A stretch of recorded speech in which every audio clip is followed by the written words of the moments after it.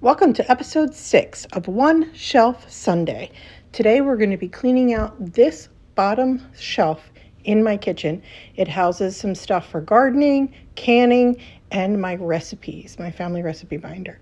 I'm not going to do these top two shelves. It's more my husband's area anyway, but I am just focusing on one shelf today to get it right. The thing I use most is this blue recipe binder, and it's very difficult to get it in and out of this cabinet.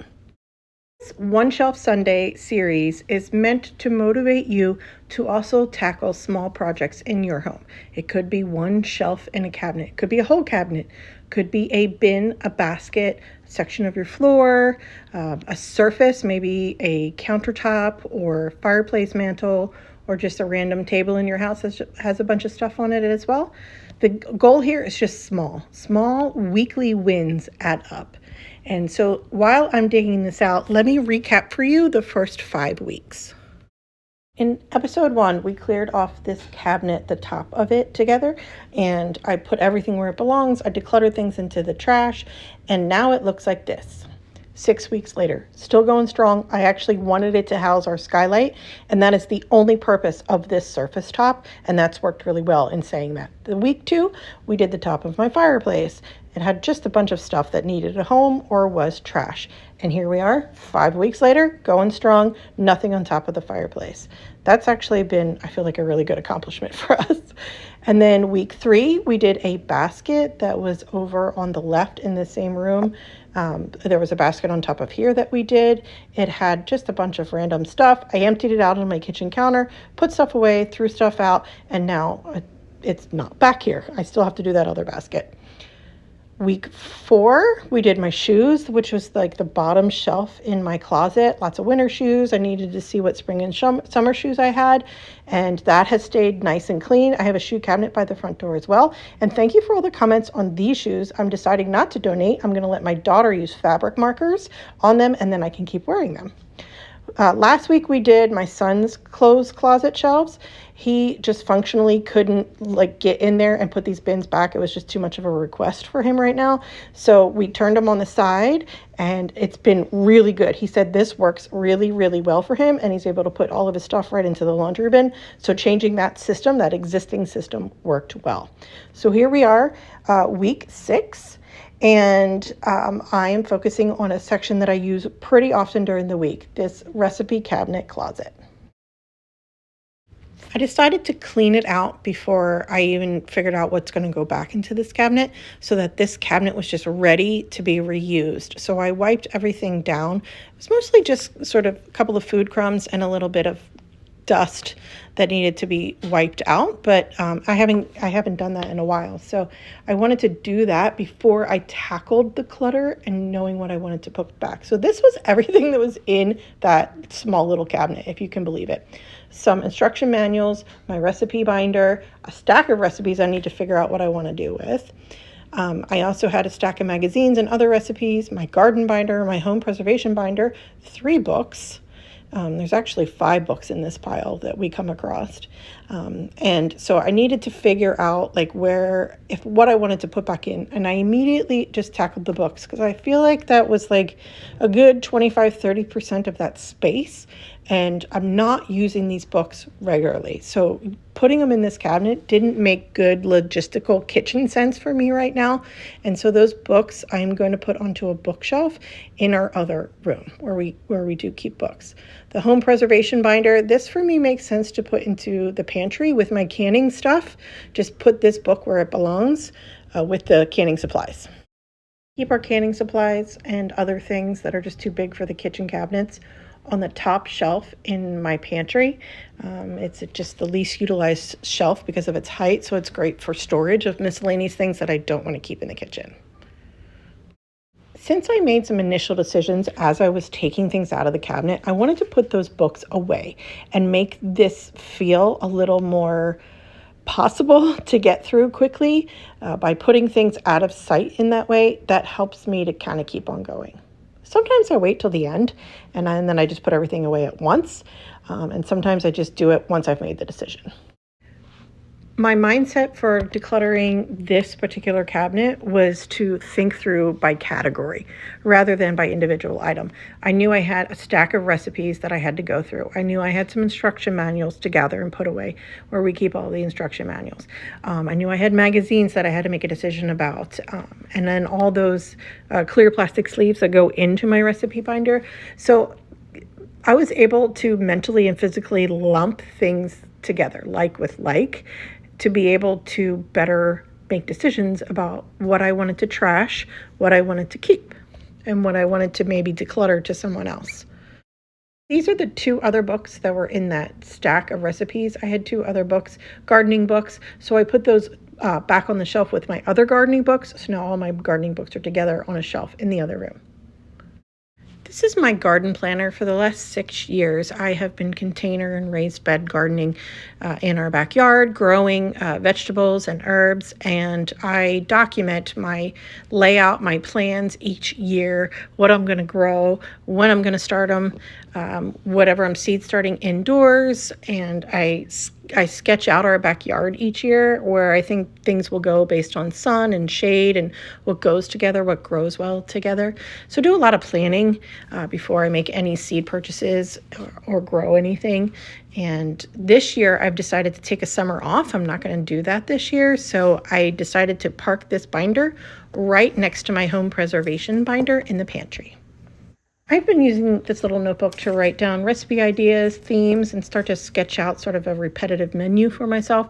I've done that. I don't really need this notebook. I made a summer menu, cycled through it for 1 week now, and I wrote some notes, and I have a grocery list over on the left side of my recipe binder.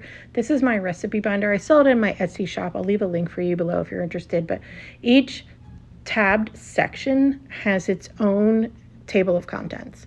So when I meal plan or I've got, steak to use up or something, I can just shop the table of contents for that section to figure out the recipes.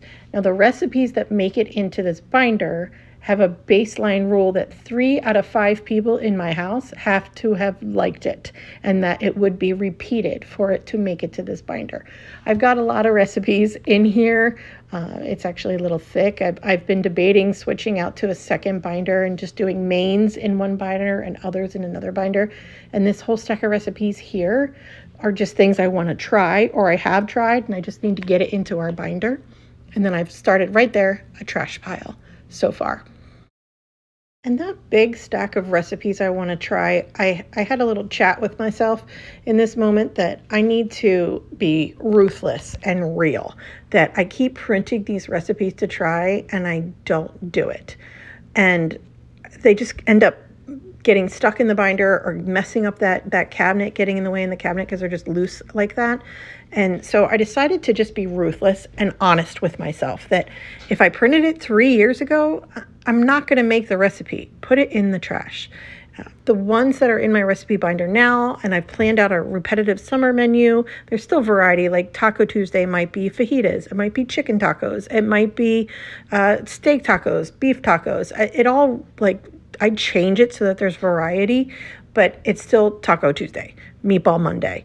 And that makes it easy for grocery shopping and planning and flexibility and but just putting things on the table that I know my family will eat.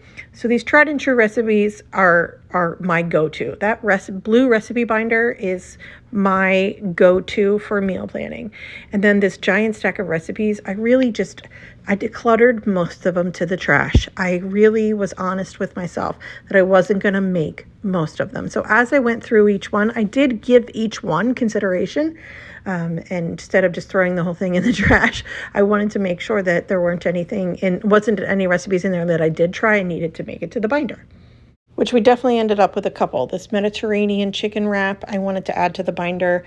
3 out of 5 of us went for it, and then a fourth person, my youngest son, liked the chicken part of that. And so there was more than 3 people, like 3.5 liked the recipe for it. So I decided it was going to make it into my chicken binder. So what I do is I take out my table of contents and I add it as the next thing. And then I put the recipe into a sleeve so it's protected while I'm cooking and add it into that section of the binder. from that big stack of papers, I ended up with that Mediterranean chicken wrap recipe, a beans recipe, and then hamburger helper. 4 out of 5 of the family members really liked that. My youngest son is the hardest to feed right now. He was the one that didn't like it. And lastly, I added this bean recipe, and it was 3 pages, so I used the back of one and then added a new sleeve. And my binder is getting really too full, almost unmanageable. It's heavy when I take it out of the cabinet now too. So I decided to just quickly glance through the table of contents for each one of my sections and see if there were any recipes that had made the cut into the binder, but then had gone stale in my binder, that I haven't made them in a long time, or I made them and preferences in my family have changed. And there were a few recipes that I could pull out and thin the binder down a little bit, which was good. But I really think I'm probably going to add a second binder, call one my mains, all my main dishes, and then other sides, breads, breakfast, Thanksgiving, boards, that kind of stuff. Just put other in a binder and then have my mains in a binder. It's time to put stuff back into the cabinet, but first my husband Andy wants to say hi, so there he is. Let's get some stuff put away and get that table cleared. So I had a couple digital cookbooks that I printed and I put into these like flap sleeve things that you put into a binder, but it really like thickens up the binder too much. So I just put them in little pocket binder or pocket sleeves and tucked them into the cabinet. And then I put the plastic wrap sleeves tucked into the front of one of those so it didn't clutter up the cabinet again. And this is my decluttered trash pile. These are all the recipes that were junking up that cabinet and the plastic sleeves that are beyond redemption. All of this is going to be thrown away. And then in my other cabinet, I have my mother's recipe tin. It has her handwriting and has all of her recipes on there. I was just safekeeping it back in the cabinet, but I decided to move it into this one with my recipes. So, and I also have a giant binder from her. This is probably where I do it in a binder because she did. But anyway, it's a giant binder living in another cabinet of just stuff that she was keeping and has her handwriting on it. But it's not recipes I would use, but I'm just saving it. But these are like her little recipe tin in here with my recipe binder, which I think is kind of sweet now. Thanks for coming and hanging out with me today in this video. I hope you're doing well, and I'll leave a link to another video to watch next and a playlist to the full One Shelf Sunday.